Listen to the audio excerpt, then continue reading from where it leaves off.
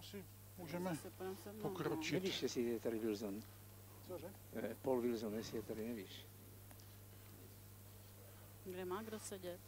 Vy jste tady. Aha. Tamhle. Tak Tomáš pan tady, pan profesor je profesor tady. Jaj, tak.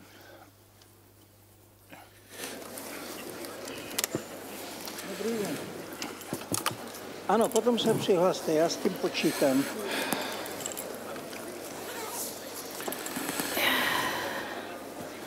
Good afternoon, ladies and gentlemen.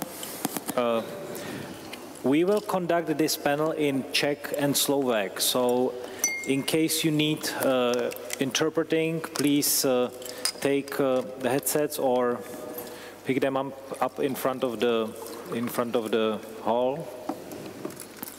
Okay. So welcome. Dobrý den. Good afternoon. This panel has the title Václav Havel's Civil Society. And the aim of this panel is to acquaint you with, well, maybe acquaint is not the right word. We all know that civil society was, for Václav Havel, a key element of a functioning society. And after his departure, a number of organizations have remained in the Czech Republic, organizations that were linked to his name, organizations that he either founded or with which he cooperated. And the organizations are represented here in this panel. I'll introduce them from the right. Man in Need, represented by Igor Blaževič. The Václav Havel Library, represented by Marta Smolíková. The Forum 2000 Foundation, Tomáš Vrba. And the foundation represented by Mr. Janouch. We also have in the panel Mr. Butera, who will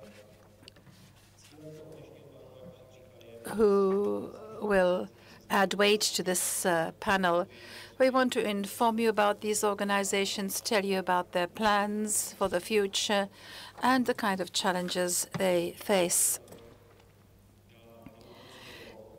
To start, I will give the floor to the Forum 2000, Tomáš Vrba. Thank you, Jakub. I have a very simple task compared to my colleagues here. What Forum 2000 Foundation does is what we have been trying to show here in the last 3 years. Every conference, Forum 2000, is the principal main anchor, the main activity of our foundation. But during the year, too, we organize other activities. What is important is that we are succeeding in involving young people much more than in the past.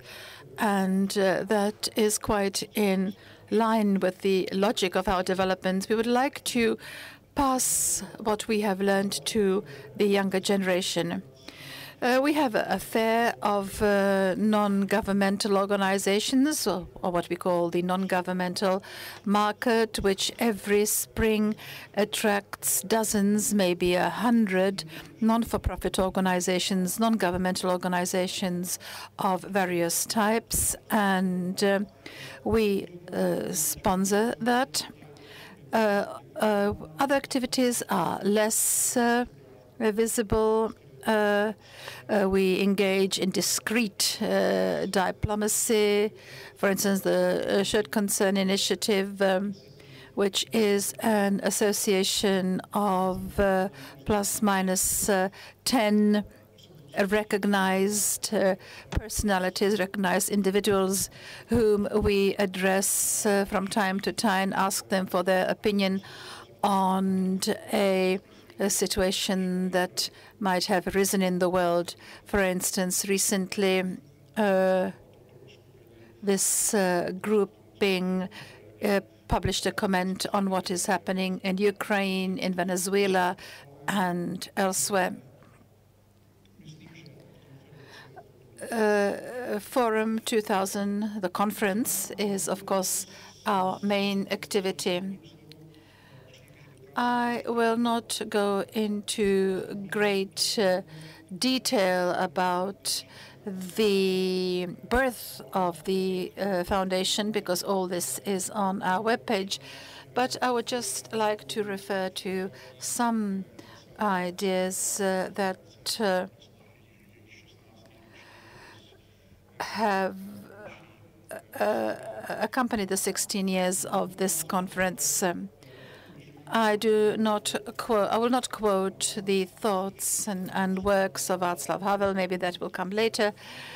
But I would like to remind you of what he actually did. And his favorite activity was to bring people together.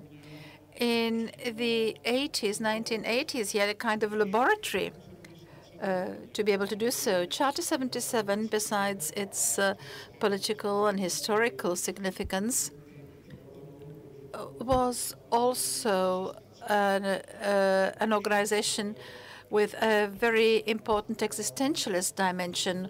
The charter signatories were persecuted, and they were people who decided to support others who were persecuted. And this joint, very intensive experience of solidarity, of belonging together, gave the charter features that we could call features of a utopian society.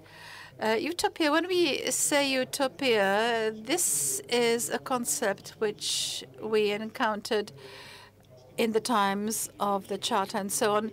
And even later, people ask us, did you really believe that it will all turn out well? Did you really believe that there will be an opportunity to change Czechoslovakia into a decent democratic country?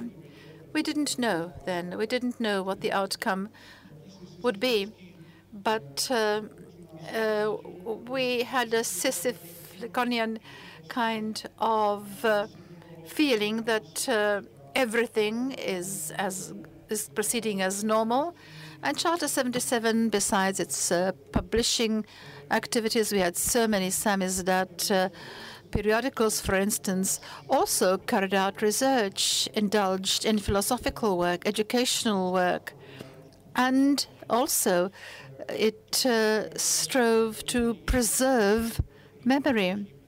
And this was all thanks to the fact that the people who were signatories of the Charter were all joined together in the spirit of tolerance and belonging, which allowed these activities, in spite of the fact that they often embraced different views, political, they were of different religions, came from different social strata. And in this sense, I think Forum 2000, the conferences of Forum 2000 started as a kind of utopian concept. The idea was to bring together people who would normally not meet. Yesterday, somebody said that some kind of surrealist meetings occurred under the Charter banner. For instance, a Prague cardinal could sit at the table with a poet and a Trotskyist. At that time, all of them were working as window cleaners. But the fact that these different people could sit at one table was proof of how this grouping was open, how the embryonic civil society was able to work in a natural way in very unnatural circumstances. During the first conference, 2000, what we witnessed was that in the Prague Cathedral, We had the chief rabbi of London, an important imam from Cairo University, representatives of various Christian denominations, and the fact that they all met together in the cathedral was almost a miracle. These are people who normally do not meet, and not only religious leaders, but also architects, urbanists, philosophers would meet together with former and also current politicians to exchange their views on the current world. Thank you.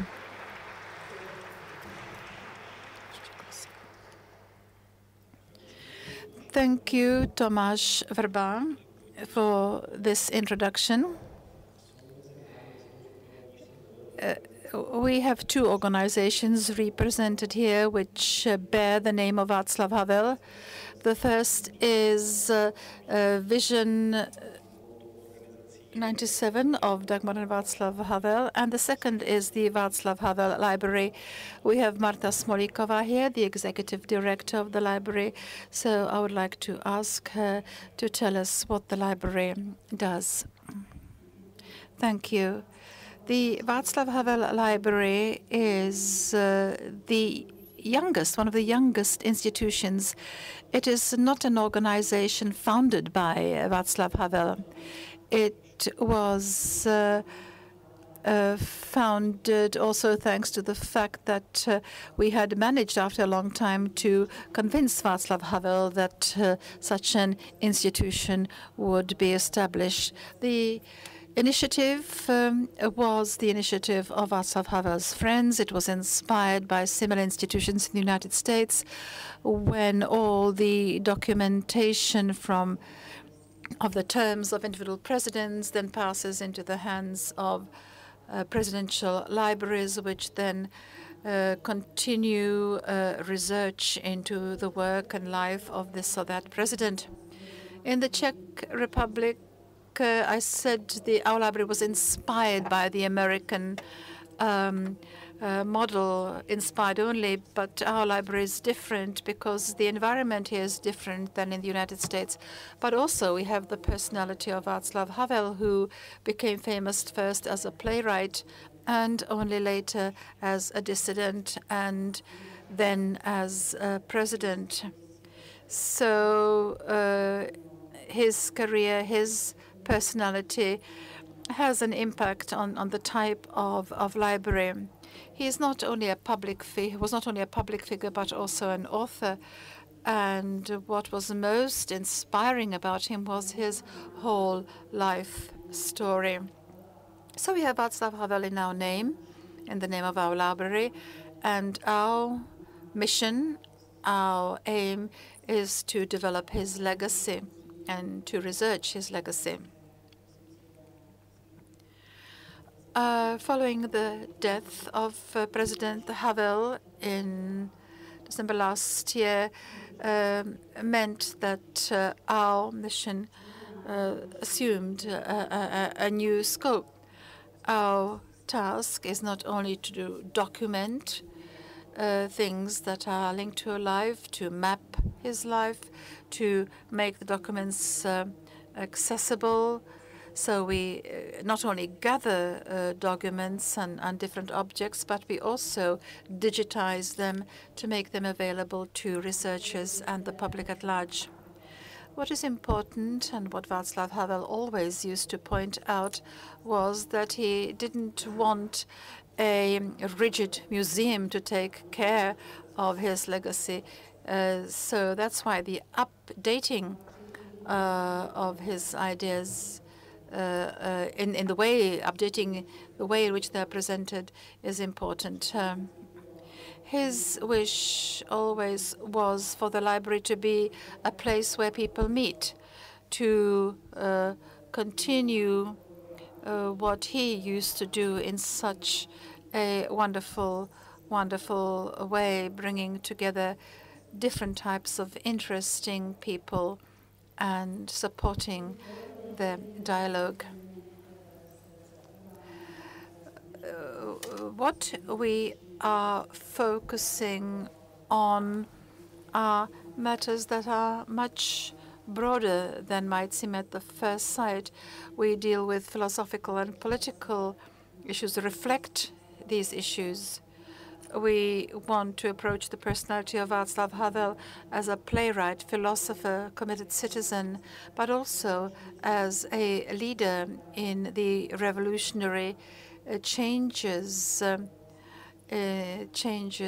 which impacted the European setup. So we see that this is something which is continuing. And of course, in this context, it's important to see Václav Havel also as a defender of human rights.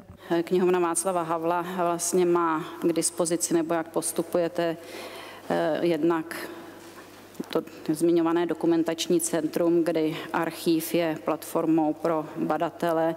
S tím souvisí také ediční činnost, my vydáváme knihy. Jednak se snažíme dělat výbory z děl Václava Havla. Teď nedávno vyšla ucelená práce jeho textů o divadle. Jsou to nejenom tedy eseje, které souvisí s divadlem a divadelní kritiky, ale jsou tam i dopisy a pokyny režijní, protože on řadu svých inscenací vlastně neměl možnost nejenom vidět, ale ani se podílet na té režijní přípravě, takže pokyny dával často prostřednictvím pošty. Je to vlastně poprvé, co taková práce vyšla, přestože tedy čeští studenti na vysokých školách mají řadu těch textů za povinné, tak je museli dohledávat v jednotlivých publikacích i časopisech. Ale jsou to i knihy od vlastně přátel Václava Havla, starší texty, které vycházely v nových edicích. A další ta část té činnosti je opravdu se starat i o určitý diskurs nebo vytváření diskurzů a diskuzních platform, k čemuž využívá zejména náš prostor v galerii Montmartre na Starém Městě, kde se odehrávají nejrůznější programy, ať literárně, kulturně zaměřené nebo diskuzní. A v neposlední řadě i máme tedy takovou vzdělávací složku zaměřenou na studenty. Ta hlavní témata, kterými bychom se chtěli i v té nejbližší době věnovat a nějak je více probádávat, tak to je to havlovské, zdali a do jaké míry a že je česká otázka otázkou světovou. Souvisí to i s tou jeho zkušeností divadelní, kdy on několikrát říkal, že na to, aby mohl napsat úspěšnou hru, která se prosadí v zahraničí, tak v podstatě potřebuje ji uvádět domácímu publiku, potřebuje si ji ověřit. To, co platí v českém kontextu, může platit ve světovém, ale nikoli naopak. Máme i taková, dalo by se říci, hesla, která souvisí s tím jeho odkazem, na které je dobré dbát nebo na které je dobré se soustředit.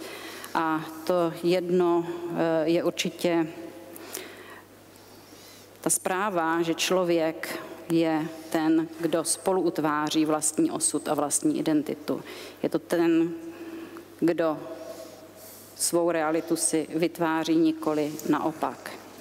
Další, a i to tady bylo zmiňováno, ten důraz kladený na přátelskost, na vztahy, na svobodné jednání a to, co je vždycky důležité, nehledat ty takzvaná havlovská stanoviska, to, co by Havel řekl, jak to je, jak je pravda, ale spíše hledat otázky, na které nacházíme odpovědi, nebo co to znamená, to, co vidíme. To jsou takové obecnější témata. To, čemu jsme se letos začali také věnovat, tak to jsou myšlenky Václava Havla v souvislosti s Evropou. V červnu jsme organizovali konferenci Evropa a federalismus na NYU. Vydali jsme sborník esejů a projevů, které se týkají Evropy a rozhodně ten důraz na evropský dialog, na vlastně vytváření diskurzu o evropských hodnotách, o poslání Evropy je něco, čím bychom se měli více zabývat. v té poslední době, a Václav Havel na to upozorňoval, vlastně se mnohem více v Evropě diskutuje o nástrojích, o různých mechanismech, jakým způsobem Evropu řídit, organizovat, ale ta debata o těch obecnějších principech chybí. Vedle toho máme tedy jednotlivé menší programy, na které minimálně české publikum má možnost se často na většinu z nich podívat i prostřednictvím našeho kanálu YouTube, informujeme přes webové stránky a do budoucna doufám, že se nám bude dařit víc a více vlastně i publikovat v angličtině nebo zprostředkovávat tedy o Václavu Havlovi i do ciziny. Ta práce, jak jsem říkala, nabrala zcela nové dynamiky a do budoucna je potřeba i ten odkaz Václava Havla šířit po světě. To samozřejmě není možné bez té silné instituce v České republice, která potom může dále ty věci šířit. Takže i na jaře byla založena vlastně taková sesterská organizace nadace knihovny Václava Havla v Americe, se kterou počítáme, že budeme úzce spolupracovat a navazujeme v různých zemích spolupráci s lidmi, kterými by se dalo říkat, že to jsou určití agenti, často překladatelé nebo lidé, kteří se jeho texty a myšlením zabývají a pořádají i k tomu sympózia, konference a to je potřeba v tom pokračovat a rozšiřovat. Takže ta naše práce je soustředěna mnohem více k té osobě, osobnosti, myšlení, dílu a je to něco, co by mělo být otevřené všem, kdo mají zájem o to, kdo Václav Havel byl, co udělal a mají chuť se tím zabývat. Tak děkuji Martě Smolíkové za představení.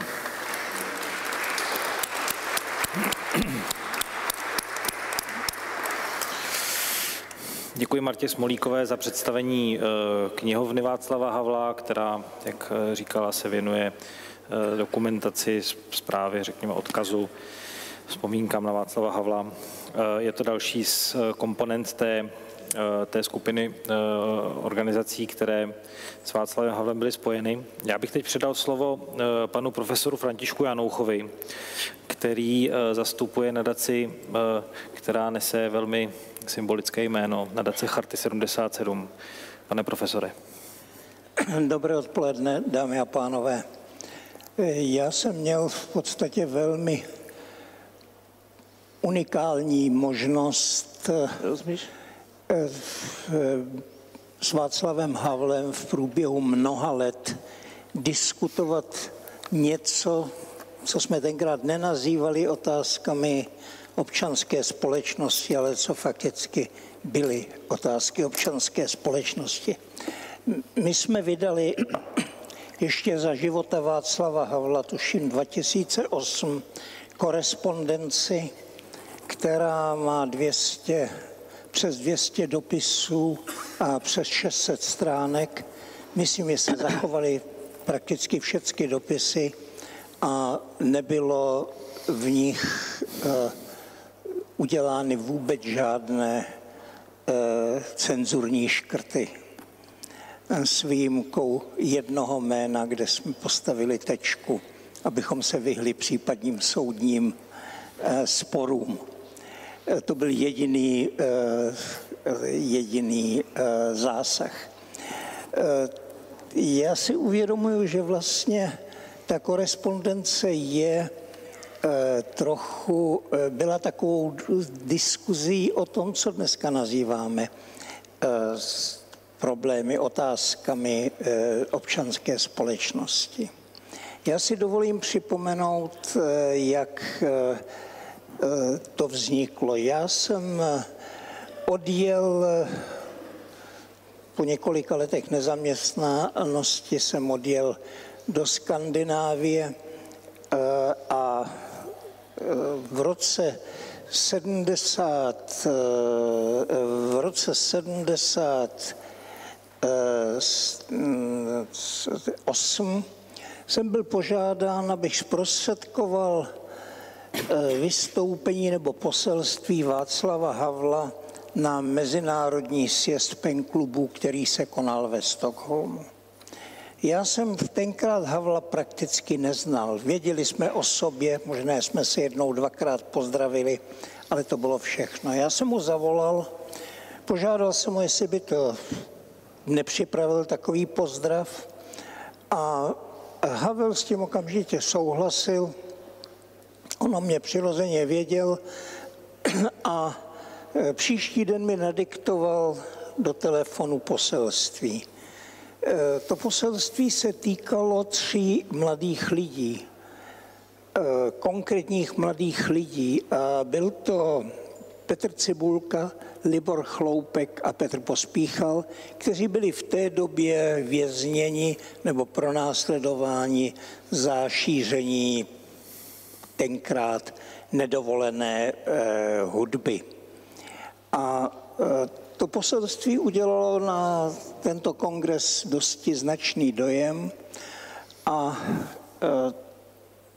ten kongres byl v červnu nebo koncem května 78. V Praze už rok a půl existovalo hnutí Charty 77, ale Havel v tom poselství o něm nemluvil. A na podzim tohoto roku jsem byl dotázán, zda by Chartě 77 neuškodilo, kdyby dostalo jednu významnou švédskou kulturní cenu.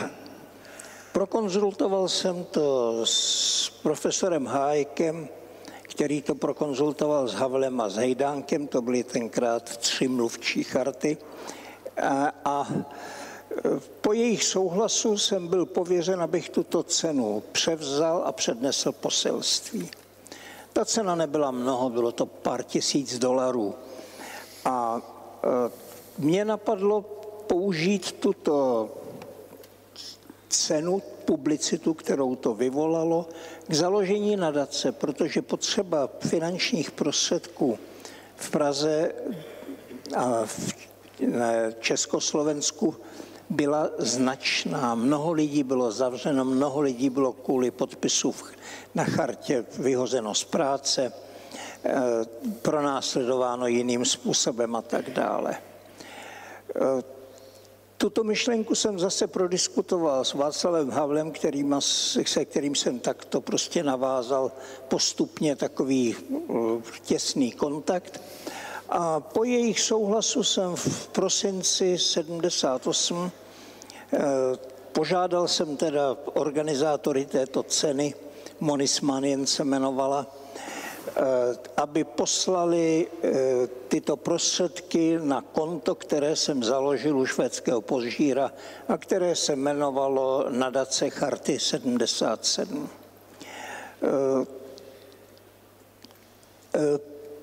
Ukázalo se to být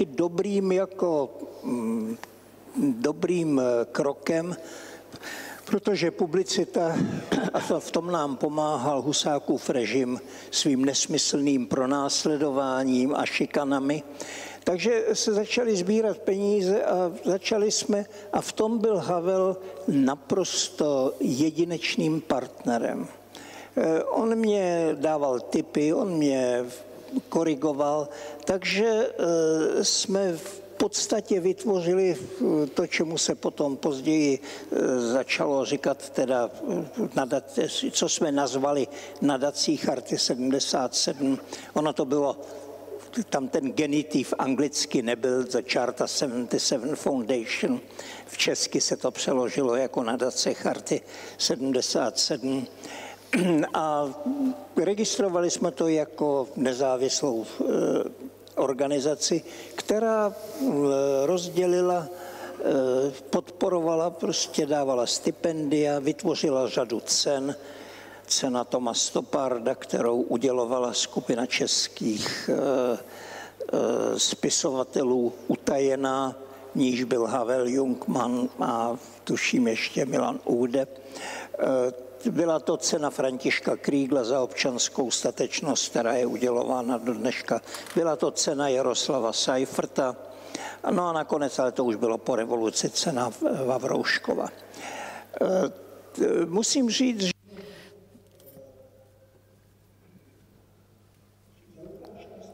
a large part of this enormous volume of correspondence related namely to these issues. And I must say that Václav Havel was a very important contributor. He gave the Charter 77 Foundation the Erasmus Prize, also a third of the Olof Palme Prize that he received. And he gave the Charter 77 Foundation also the Sonning Prize. I don't remember exactly how much it was, but I think altogether it was about $1 million, which went to the Charter 77 Foundation.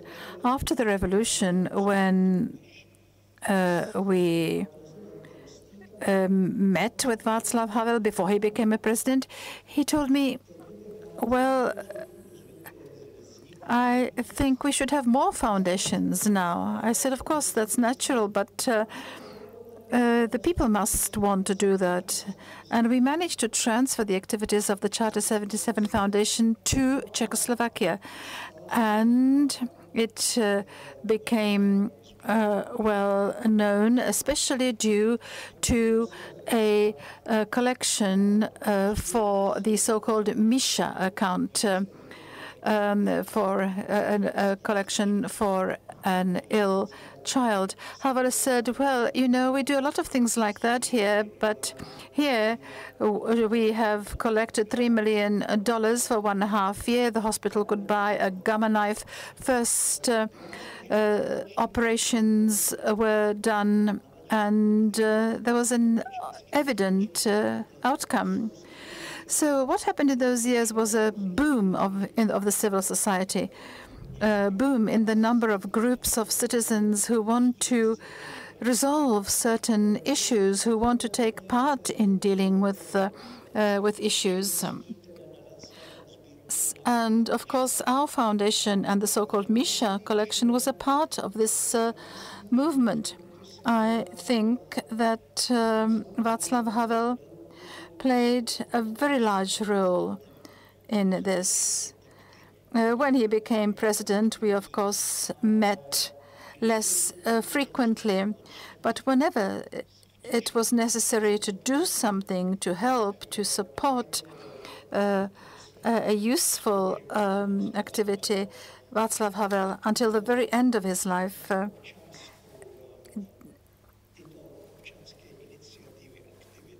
supported these civic activities. That's about all I would like to say in introduction. Thank you.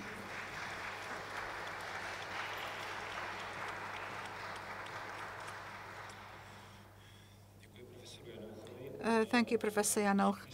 And we'll move on. Igor Blaževič represents an organization which was not founded directly by Václav Havel, was not closely linked to Václav Havel, but Václav Havel did cooperate with it and did respect it as much as we all do. It is one of the largest human rights organizations in the world. It's an organization which provides development cooperation.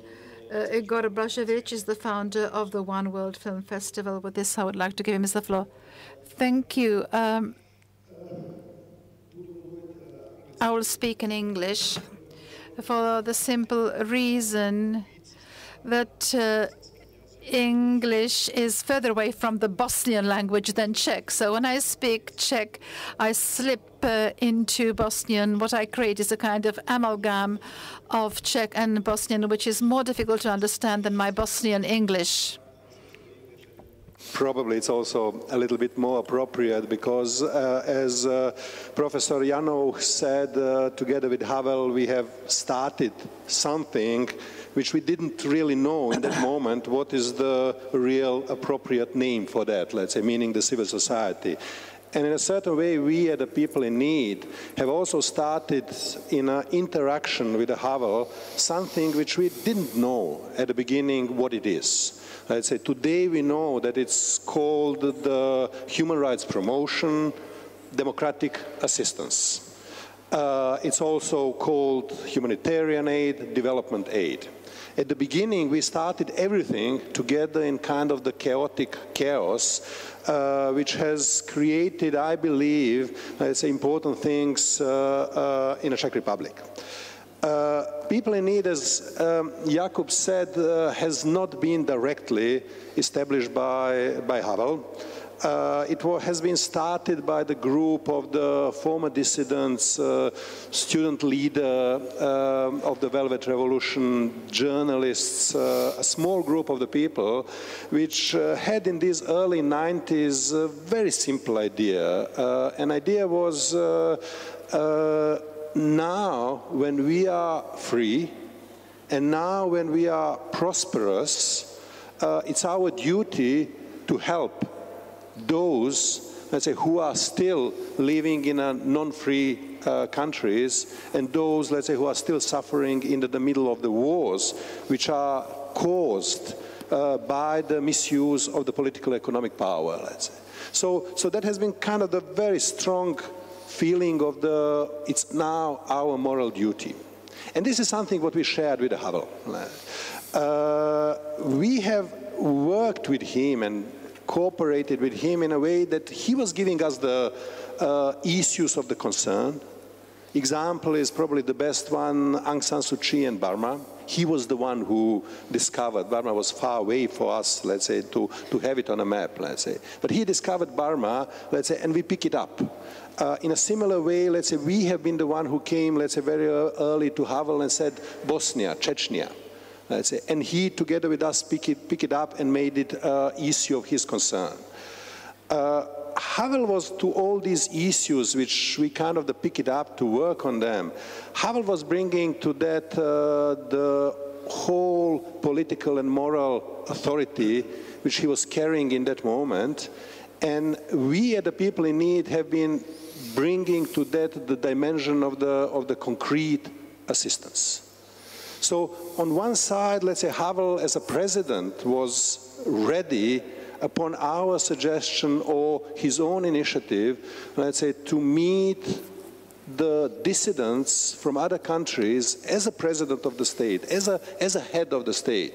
Let's say the dissidents which have been treated by pretty much everybody as untouchable, let's say.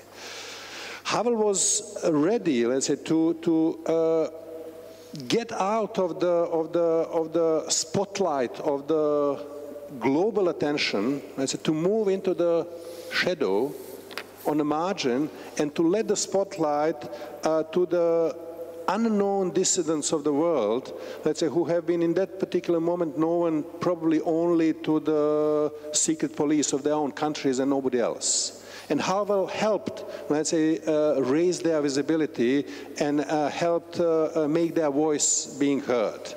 And what we have been doing, let's say, and he really always cared a lot about that, let's say, it's bringing concrete assistance to those people, let's say, because we have been ready, let's say, to go to what he could not do, let's say, to go to all these dictatorships, let's say, to move, let's say, carefully and provide the direct assistance to the dissidents, to provide the direct assistance to the family of the political prisoners, or we have been ready, let's say, to go to the war-torn places like Bosnia, Chechnya, dangerous places. I'm from Bosnia, so for me it was normal to go there, but for my colleagues, young, let's say, fellows, girls and boys from the Czech Republic who could enjoy their life in a free Czech society in that moment, to go over mountain of Igman and being shooted at and to really put their lives at the risk in order to provide assistance and carry this, let's say, sense of the moral duty was extraordinary. That was really not, let's say, a normal thing to do.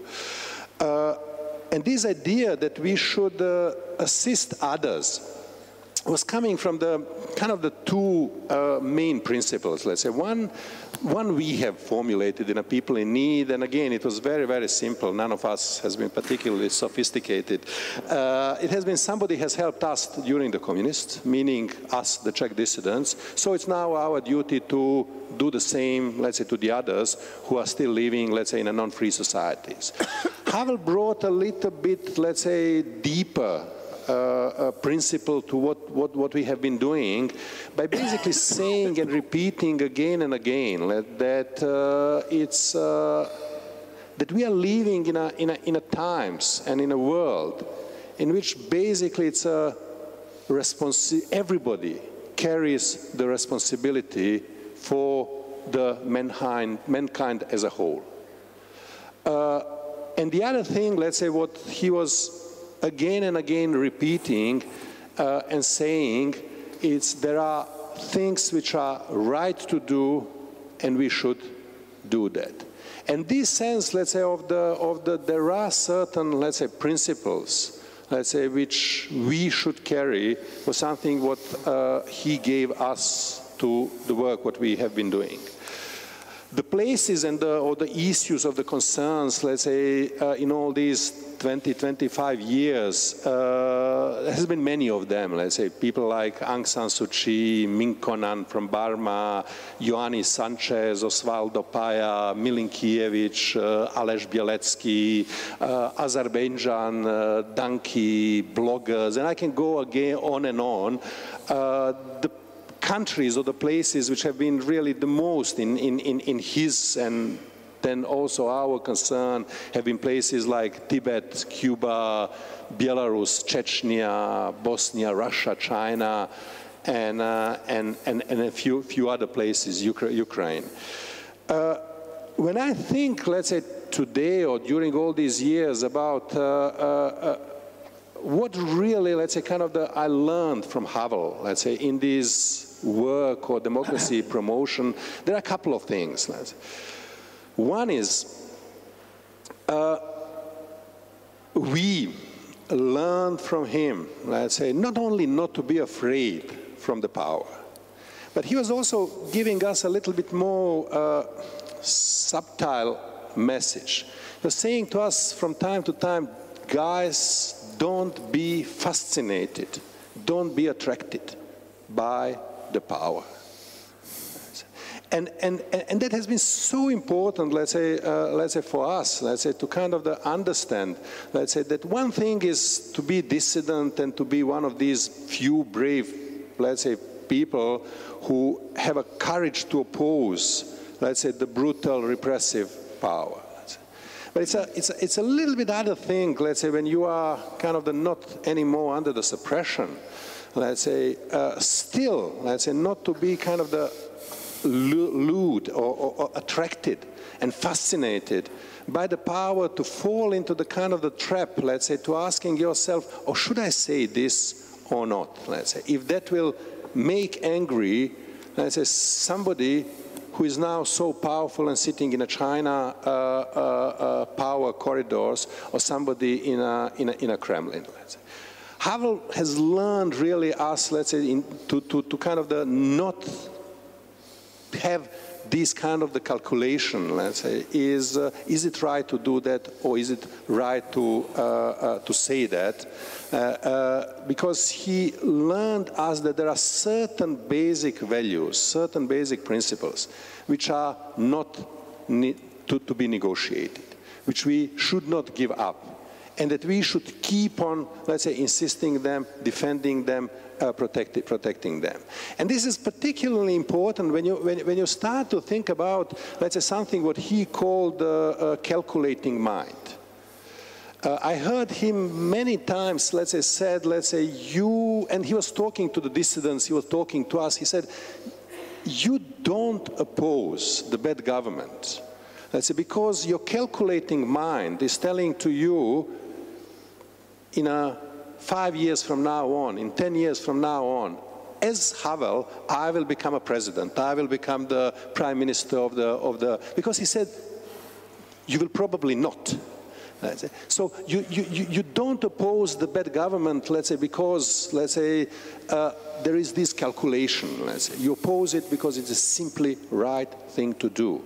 Or in a similar way, you as somebody who is a free country, free citizens of the free country, you don't assist dissidents in other places around the world because you calculate, oh, they might become, let's say, trade minister in 10 years from now on, let's say, so he can provide us with a better trade deals, or he can provide us with a better security deals, let's say. But you simply stand by those people because it's a right thing to do that. And in a certain way, let's say, that kind of the attitude and that kind of the thinking helped at least me and us in a people in need, let's say, to have a certain underlying clarity in what we have been doing, let's say. So, because then I really stopped, let's say, asking myself, let's say, which many people have done in the midst of the war of in Bosnia, when everybody was afraid, let's say, to say that the Milošević is a butcher of the Balkan. Let's say that is simply criminal. Because everybody was calculating, let's say, among the politicians, among the diplomats and so on, we might need him to make a power deal. Let's say, to make a peace deal, let's say. He is a power holder, let's say, so we need a good relations with him. Let's say, so for that reason, let's say, we don't call him in a way how we should call him. Let's say. Later on, when he was toppled down from the power, we can took him to the Hague. But Havel had and helped us have this clarity that already in the middle of the war, we can call him the butcher if he is the butcher of the whole region. In a similar way, let's say, Havel helped us, let's say, kind of clearly say, let's say, that even if it is very probable, let's say, that the China authorities will keep on holding Liu Xiaobo in a jail. We will not kind of calculate if we nominate him for the Nobel Peace Prize, whether that will make the China authorities even more angry and keep him longer in a jail. Let's say. But it's a right thing to highlight and to praise the men like Liu Xiaobo. So if it is right, we simply do that. And in a certain way, if you let me, I'm living now in Burma and working in Burma, so I'm a little bit reading Buddhist stories to my children, so I'm a little bit influenced by the Buddhist stories. And there is one simple story, let's say, about the small bird, let's say, which in a moment of the big forest fire is starting to rush to the river, take a little bit of water and carry it to the forest fire. So the gods are standing above and looking at this small bird and say, what, for God's sake, this bird is doing? Let's go and say her that she needs to save her life. So they send a messenger. Messenger came there and say, look, crazy bird, everybody is escaping. It's a forest fire. Run away, save your life. And the bird responded, let's say, if you don't want to help me, don't waste my time. I need to put the fire down. And was continuing, let's say, running and putting the fire down. And at that moment, God said, oh, let's send a little bit of rain to the forest and put the fire down. Who put the fire down, bird or gods? Hard to say. Havel, I think, learned us, let's say, to behave as a bird. Let's say, without calculating whether this mighty fire is overwhelmingly powerful, let's say, to our small effort. Let's say, he learned to us, do it without calculating because it's a simply right thing to do. There are two other things what I learned from him and which is relevant for let's say, all of us who have fallen in the trap of the project management of the democracy assistance. He learned us, let's say, or maybe not, but he was trying to learn us, to teach us, to be modest and to do these things with humility. I have seen many times, let's say, meeting the dissidents from around the world, and he was always just listening them. He was warmly welcoming them. He is showing his respect to them, let's say, but he was listening to them and not talking. And I think a lot of kind of the supporters are pretty much talkative, including me. And the other thing, let's say, what I learned from him is that he had endurance. Let's say he was not giving up on the dissidents and people whom he kind of adopted as those he would care about. So even if they kind of do not deliver democratic change, even if they remain, let's say, powerless against the strong regimes they are opposing, let's say he did not, let's say, start to become what is called the donor's fatigue. He didn't start to be annoyed that they have not achieved anything, but he was really ready, let's say, through years, simply on a very human way to stand by them. So this has been a big things what we learned from Havel, or I hope we learn and that we can carry on. And now if you ask, or if I ask myself, let's say now without Havel, let's say, what we can do, I would say, let's say, there are a few things what we can do. First and the best is if the Španělský sál, a beautiful room on the Prague castle, will be open to warmly welcome, let's say, the people who are persecuted around the world and who are known to the secret polices of their countries and not to anybody else. But if the Spanish hall in a Prague castle is closed for them, let's say, because the temporary inhabitant is not of that mold to invite them, let's say, then there is a Loretanský castle, let's say, not far away, the Czech Foreign Ministry. So the Czech Foreign Ministry can be this place where dissidents from around the world are warmly welcomed. If that place is temporarily not open, then there is a parliament. But even if the parliament in one moment becomes closed, there is a Czech civil society. Let's say there are the Czech citizens, let's say, who can invite those people to the Prague so that they feel that somebody here, let's say, stand by them, care for them, is not too talkative, but really, let's say, kind of provide them enduring, let's say, support, let's say. So that's what I believe, let's say, we in a people in need have been doing, will be doing further on, but I hope, let's say, it will not go up to the Spanish hall of the Prague castle after the next presidential elections in the Czech Republic. Thank you.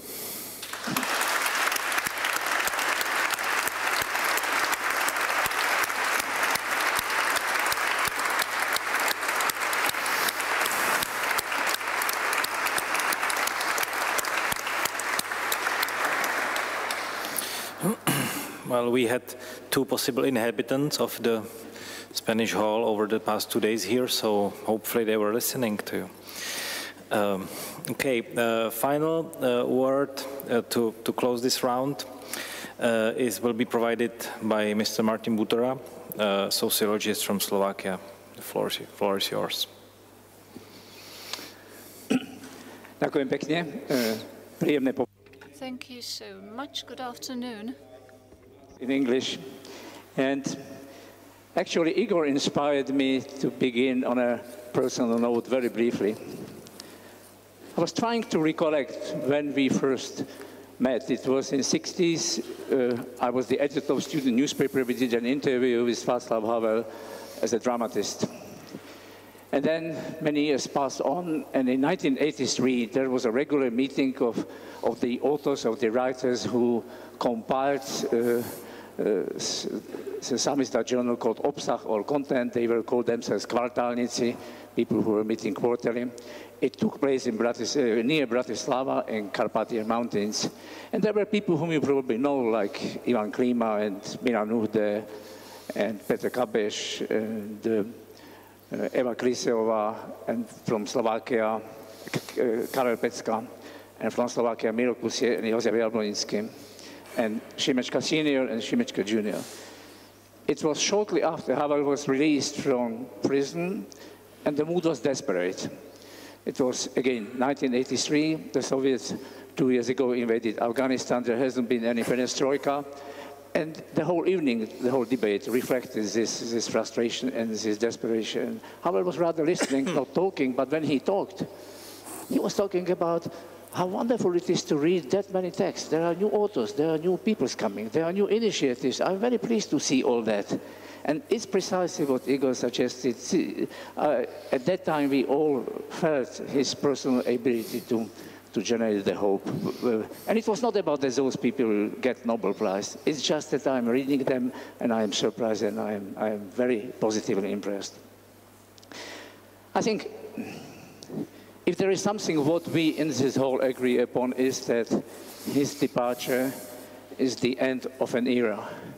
Havel served both as a moral anchor, as a person who was able to deliver an intellectual reflection of the events. And it's quite natural that we miss him even more in the times when the West is again in the crisis. And let me now mention, by the way, how much people wanted to meet him, to talk to him, to listen to him. This was nicely demonstrated during his 2 last visits to Slovakia. The first took place at the end of his presidency. After meeting the official representatives, he was invited to the theater. And after the end of the performance, on the stage, there has appeared a big poster, which practically somehow was visible on the whole stage. And it was written just 3 words. It's nicer in Slovak. It means Málo bolo Havla. There hasn't been enough of Havel. And I think this expressed this deep need of people, of his friends, of civic activists, of intellectuals, of authors who simply wanted his presence, they wanted his reflection, they wanted his vision to be with them. The second visit took place 3 years ago. He attended Pohoda. It is Slovakia's largest music outdoor festival, embracing also theater, film, literature, NGOs, fora. The discussion with him was held in a big crowded tent, and those unable to get in could watch everything on a huge screen. It was a beautiful sunny Sunday, and some 10,000 people who had still been in nursery school in 1989 had gathered around, standing or sitting in the grass. An eerie silence reigned, and the vast space of former airport resounded with the voice of the shy, yet convincing and charismatic man who shared with the audience his experience of building a new world and encouraged them to be present, to be part of it. Let me now mention and emphasize 3 special dimensions which I think are important in his legacy and which I think are especially important if we are talking about how one can nurture and cultivate his legacy as for civil society. The first, in the history of 20th century, there are not that many public figures who would preserve their capacity to shape the world around, their influence, but also their integrity in 2 completely different eras, periods, that of communist rule and that of democratic order. Well, to simplify, and Marta already talked about it, when he first published his poems and made this homemade newspaper, then he has matured as an artist, next 20 years as dissident, next 20 years as politician. And I think this makes him unique, because his ideas, his beliefs and convictions could be tested and verified under different political conditions and in different circumstances.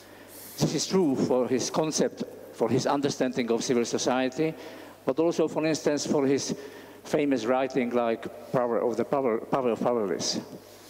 How can, we can ask, how can contemporary, nowadays powerless, and not only those living under dictatorships, but also those inhabiting established democracies, how can they become more powerful? How can they challenge the system, which is far from perfect? How they can fight against autocracy, clientelism, corruption, mafia, and all the post-communist disorder. Secondly, I think he was able to contribute because he played a dual role. when he was in opposition, he was as much part of the protest dissent as of the reflective dissent. And while, as we all know, but maybe the young generation doesn't know that much, the former type, the front line, was intent on showing lies and hypocrisy of the regime. Representatives of the other type of dissent, writers, philosophers, historians, psychologists, and so on, analyzed the state of society and prospect for change. And it was this original dual role which has cemented Havel's leading position before November, as well as during revolutionary days, and he did his best to adhere to this dual role even after 1989. And he tried to keep critical distance. We all remember, for instance, started in 1968 when he wrote his famous letter to Alexander Dubček, the key figure of Prague Spring. And he somehow appealed to Dubček not to compromise with the Soviet power holders who occupied Czechoslovakia. 40 years after this, he wrote a letter to President Obama, responding to Obama's reluctance to receive Dalai Lama in the White House due to the upcoming trip to China. And Havel said, well, it's a minor compromise, and one can even understand it, but exactly with these minor compromises starts the big and dangerous ones, he added. Thirdly and finally, there is one distinctive feature in Havel which is worth of mentioning, and it is his ability to combine what he called, and what in the Czech and Patočka's tradition is called caring for the soul, with the caring for public space. And Havel was really admirably able to combine it. It means to attempt to anchor human action in morality and at the same time to care about public space. And he did it as a man who supported and initiated small, independent islands of self-reflection and self-liberation. He did this as a president of 2 states. He did so as an authority in a pan-European public space. He did so as a defender of and critical commentator of the West. And last but not least, he did so as a unique voice in the global space of human civilization through his ability to attract and bring together personalities capable of contributing to its future, like we saw during the Forum 2000. But let's add that caring for public spaces was not something abstract. It wasn't just a matter of a theoretical reasoning. It was for him quite often closely linked to everything that is happening right now and right here, to the shape of our culture or our country. For instance, in his eyes, the battle for survival waged by the French theaters and galleries in Prague wasn't just a battle for subsidies. It was a battle for the very meaning and character of the state. Kdo řekl A, musí říct i B. And who says A must say B? A small contribution to how Havel's idea could get closer. We published this collection of his essays with Slovak contribution and with also greetings from the Slovaks, and it was distributed not only in Pohoda, but it was distributed to all public libraries in Slovakia. And I think Václav Havel has never considered that his work is completed, that his mission has been accomplished. He said his very, very strong and powerful A, and it's up to us to continue and to do everything to say our B. Thank you for your attention.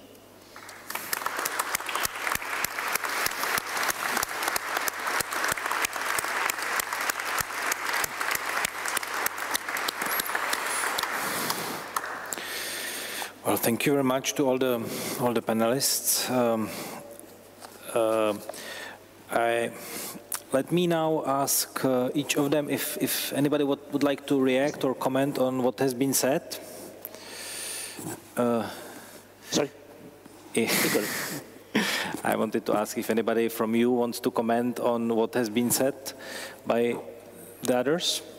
If not, I think we can then open the floor to the audience to ask questions or provide comments. Okay, so please, there's a question.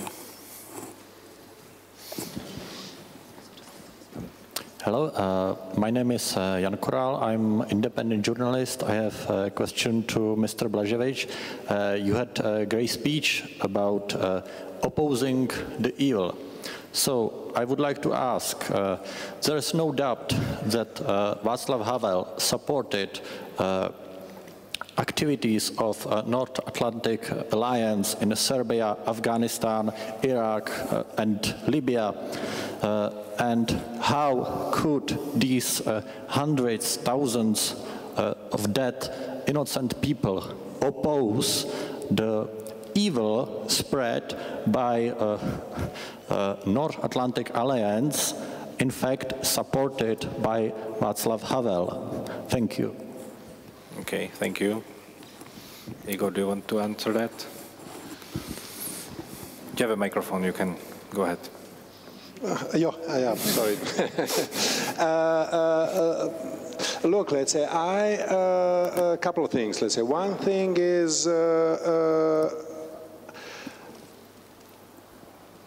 Havel was, let's say, and if I should not hide behind the Havel, let's say, I can talk about, let's say, myself. I was supporting the idea of the international community, let's say, undertaking something which in one moment was called humanitarian intervention to protect the civilian population in places where the governments of that, let's say, states are using the power of the state, let's say, to commit the genocide against the people.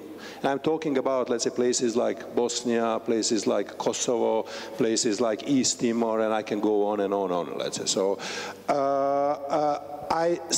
I'm fully aware, let's say, what are the challenges, problems, obstacles, threats, minefields in these, let's say, concept that anybody, let's say, has a right, let's say, to interfere, let's say, to on behalf of protecting the life and stopping the genocide.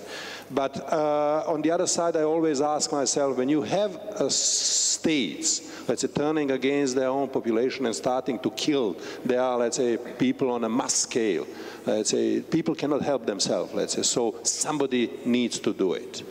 But it's hard.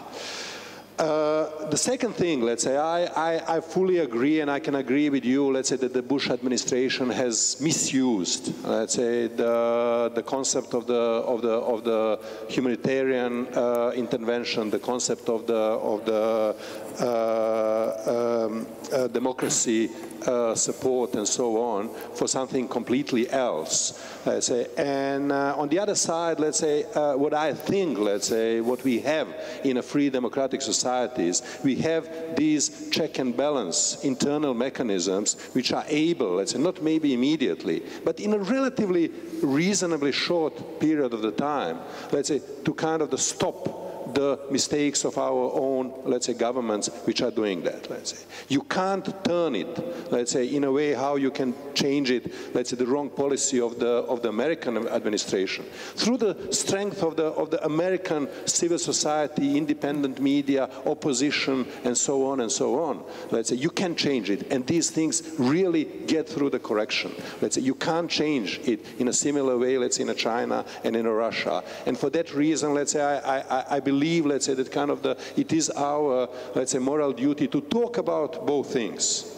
But at the same time, I personally have kind of the trust, let's say, that the American civil society, American opposition, American independent media can correct, let's say, enough the wrongdoings of the United States policy, let's say, and that, let's say, I should, let's say, invest my work and assistance to those, let's say, who cannot correct, let's say, the wrongdoings of their own government, because they will be immediately put in a jail.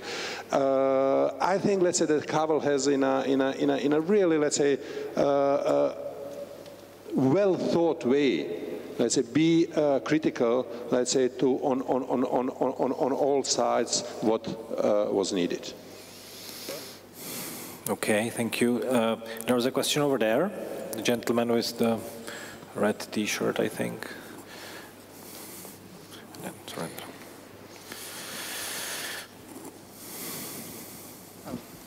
My name is Heyman. I'm from Burma, and I'm on a study program with people in need. And this is my my pleasure to be here in the Forum 2000. And thank you very much for Mr. Blaževič's little bird story that I have never heard in my own country. I would like to raise two questions. And actually, I'm interested in the role of civil society, Czech civil society in the area of human rights. And, what I would like to know is, my question is intended to Charter 77 Foundation and people in need as well, and let leave to any other if you want to comment on my questions. What I would like to know is what role the Czech civil society, like Charter 77 and people in need, play in the transitional period. Bringing about transitional justice when the Czech Republic transformed from communism to a democratic society. That is my first question. And the second question is, it was really a surprise to me to find out such a high number of civil society organizations here. That is around almost over 100,000 or so, which is quite a high number compared to my own country, you know, with a population of around 60 million, and we have only officially registered organizations of 6,000 or so. And with Czech Republic, a population of 10 million, these numbers are quite a high number, I think. Why are there so many civil society organizations? Thank you. Thank you. We have two questions, one on the role of civil society in transition, and the second one on why do we have so many CSOs. So who wants to answer? Martin Butera? Yeah. Well, I do not dare to serve as an expert on Czech civil society, but if I may just very briefly summarize how it has been in Slovakia. So I see at least 5 important features, at least 5 important lines of activity which were instrumental and important in transformation or transition process. Well, in Slovakia there was to a certain extent special situation because we had to cope with the authoritarian attempt in their very first stages of democracy to cope with our own national and social populists. And the NGOs entered this struggle, they entered the campaign, not as a party members, but as civic citizens, they helped to organize the campaign. That's why we had 48% turnout in the elections. And there were literally hundreds of NGOs, thousands of volunteers, reaching to tens of thousands of people. This role is conducted also in the Czech Republic, but by all organizations which are serving as watchdogs, which are somehow providing an audit, which are controlling the performance of the government, and which I think are extraordinarily important, let it be in the area of corruption or in many, many areas of public life. The second, several organizations in Slovakia definitely, but also in other countries, they became an intellectual reservoir for the reforms.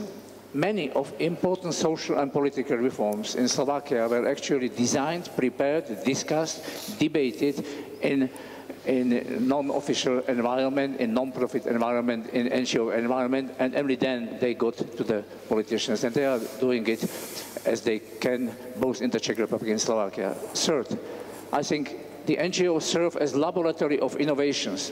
There are incredibly many innovations which were tested and verified in NGO environments. Some of them failed, some of them succeeded, and some of them were overtaken by public institutions and by state institutions. And it's important because you have to come with the innovations in order somehow to revive and to refresh society. Fourth, they are also functioning as service providers. By the way, this is, I would say, the inclination of the European way of understanding civil society to provide services which the state doesn't want and doesn't know how to do, and also to serve as independent competitor for providing services. It's important. And fifth is what Igor and his organizations are doing, with all the humbleness, trying to share our experiences, our failures, but also some modest successes with those who are on the same road like we. Okay, thank you. Would anybody else would like to? I think, yeah, Professor Janouch. I don't know whether we have 100,000 or so many. I didn't count them, and I haven't seen the statistic of foundations or human rights organizations. But I think they are playing quite an essential role in the society at the present time. And they are trying, the Charter 77 Foundation, which started as a foundation, let's me call it intellectual, which was supporting publications and which was helping to organize conferences and so on, gradually changed to a purely humanitarian foundation. We are now perhaps the largest foundation in the country with an we collect between 60 to 80 million crowns and distribute them per year. And from the real foundation, I do not mean the foundation which belongs to huge organizations like CEZ, the Czech energy company or so. We are the largest foundation. We started the second largest or most popular project which we started in 93, 92 was barriers. We have discovered, and I saw it after I came from Sweden, I saw that we have practically no handicapped people seen in the street, in the public. And I looked to the statistics. They were approximately the same amount of people disabled in Sweden and in Czechoslovakia. But they were seen in Sweden everywhere, but they were not seen in Czechoslovakia because they had no possibilities to go to the street, to go among the public. They were, and so removing the barriers became a large project which is now known to everybody, to really to every single citizen in Czechoslovakia.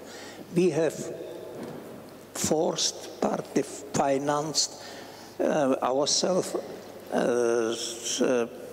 authorities to start to make it possible for people in the wheelchairs to go on the street, to move. We have forced the authorities to do it in the railway station and so on.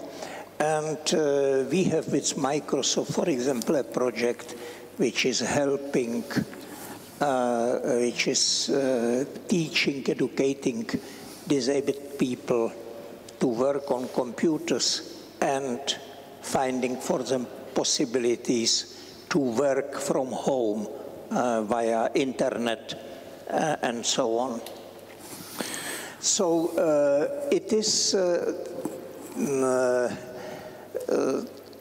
so our foundation was, I mean, changed very much from the time of descent, from the 80s. But we are still keeping the prices which are still having a very high reputation.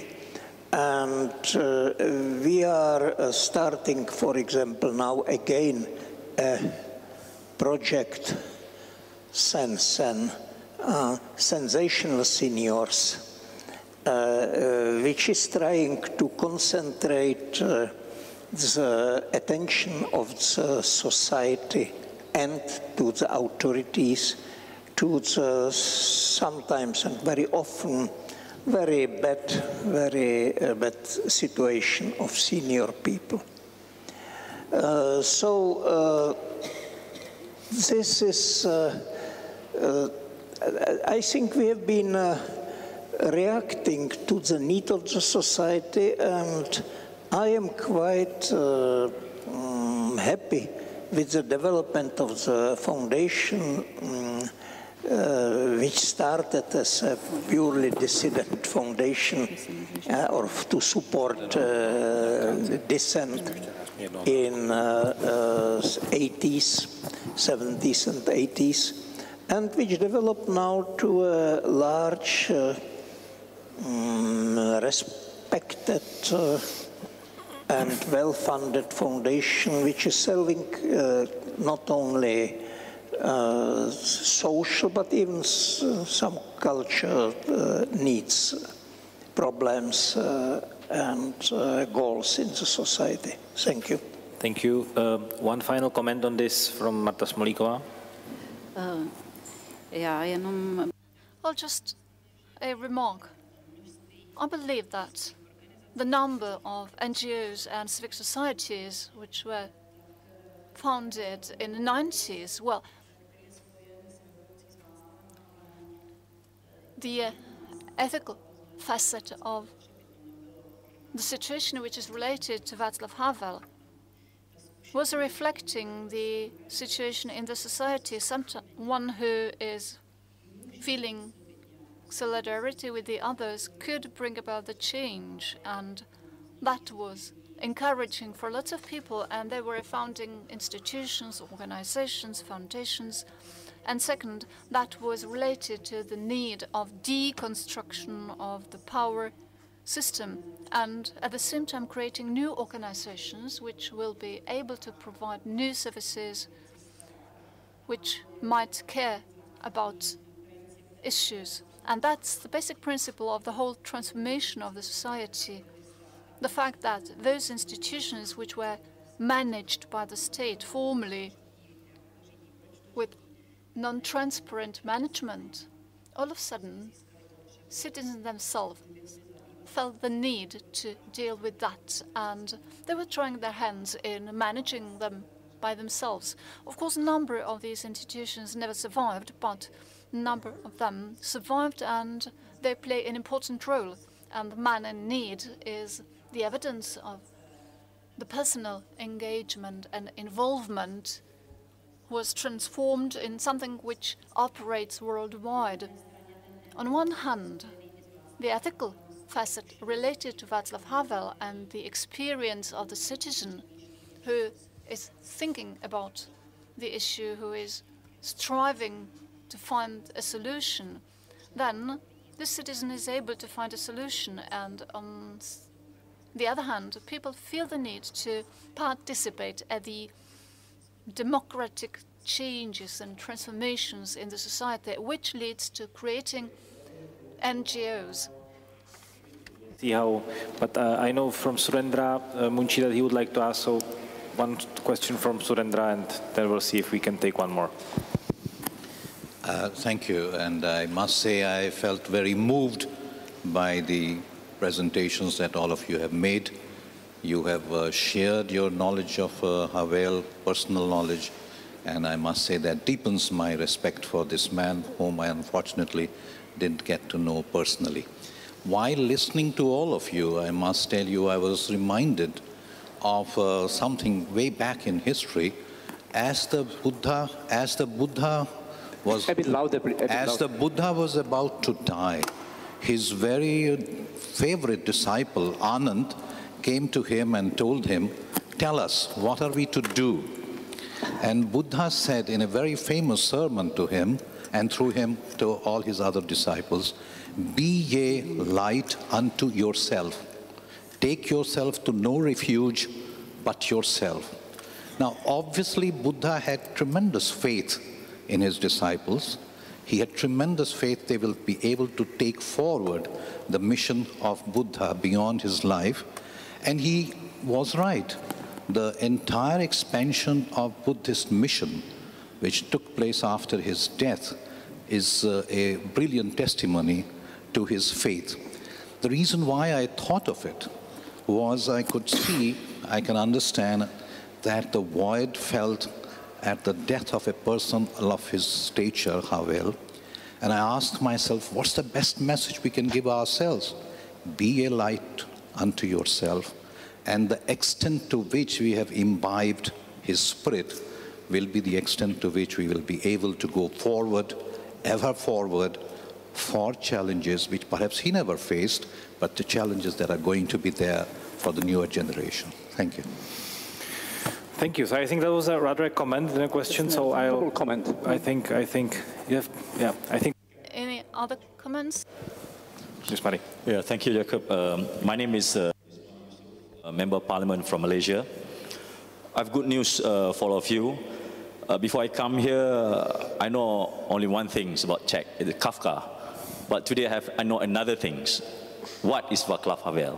What is, it's not who is, what is Václav Havel? But more importantly, I have to say, as a young Member of Parliament, he managed to inspire me in different way. What I try to say here is this, I smell a sense of a very humane, cross-border, transcendence leadership showed by him.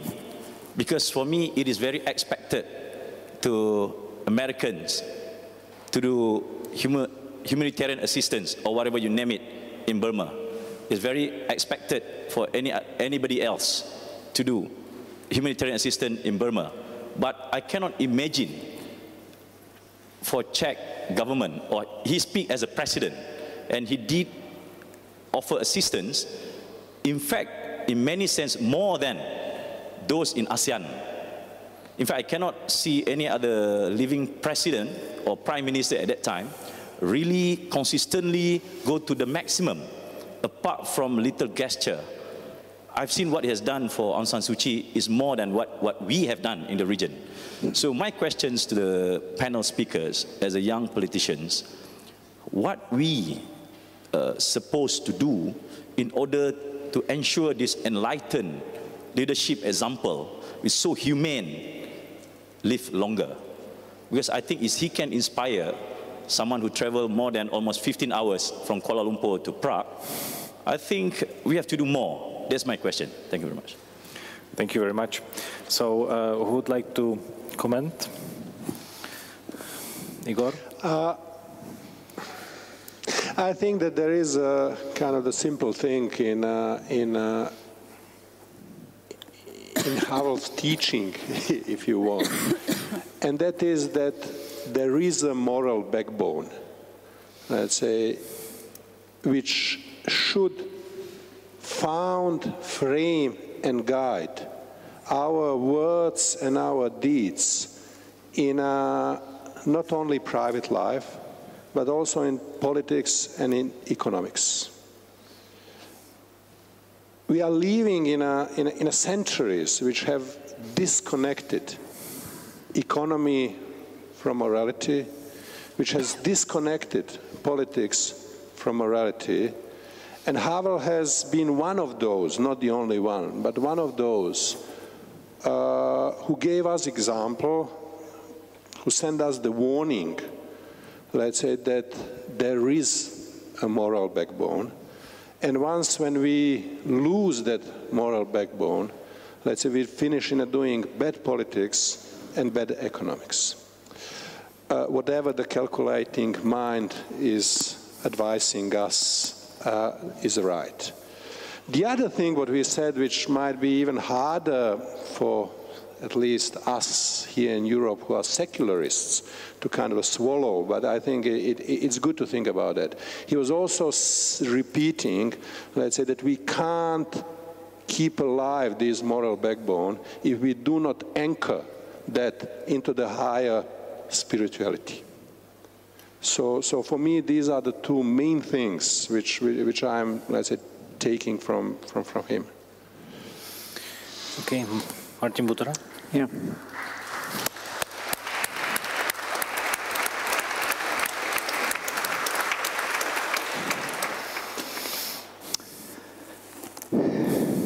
To try to respond briefly to your very appropriate question, I have three things in mind. The first is, if you came to this conclusion to accept Havel as such a person as you described, it means that you are on the right way to pursue your goals and to simply to look around and to find ways how to achieve change in your surrounding. And I think this is connected with Havel's concept of responsibility, because we are all responsible for each and every human being in the world, not mentioning those who are around us. So if you are doing it, you are somehow comprising also his legacy. Secondly, we are, due to the crisis, we are all somehow surrounded by economic narratives. They are important, but they are not the only narratives who are explaining and enlightening our lives, and who are the most crucial one for the next future of our societies. It's good to think also of other views, of other perspectives. And thirdly, I don't know if Paul Wilson is in the hall, but yesterday at the dinner, he quoted a fascinating remark by Havel. And this remark is like this: the more we did, the more we could do, and the more we could do, the more we did. It's not a mysterious statement. It is something that helps us to find courage, to support and sustain our hope, and to do. Who said A must say B. Thanks. Thank you.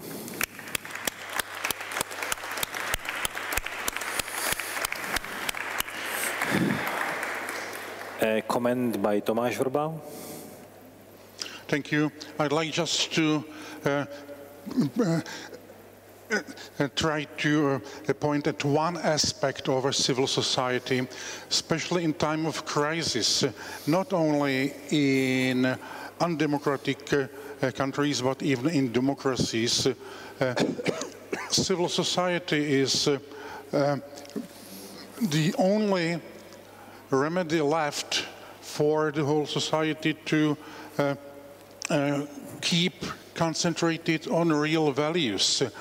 Don't forget that the number of NGOs as such is not that important, like their capacity to react to the actual situation. And with the crisis of political leadership we witness now in Europe, I'm afraid that the role of civil societies in Europe will increase again. If civil society marks some success and seems to be a winner, don't forget that this victory is never guaranteed forever. It's an everyday struggle.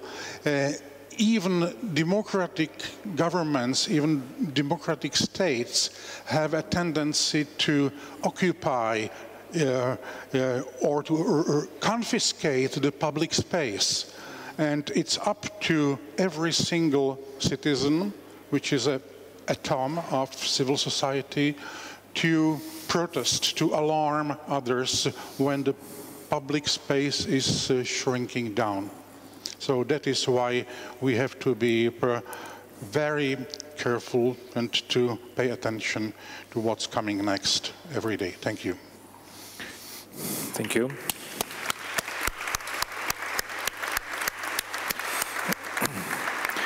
And with that, I have to say that the time is up. I thank all the panelists. As you may have noticed, we have gradually switched from Czech and Slovak to English, which hopefully indicates that the Havel legacy is spreading from the Czech lands to the world. So hopefully that is the case. I again thank all the panelists. I thank you for patiently listening to us, and I invite you to the next panel, which is on democracy and media in Russia. So enjoy the rest of the conference. Thank you.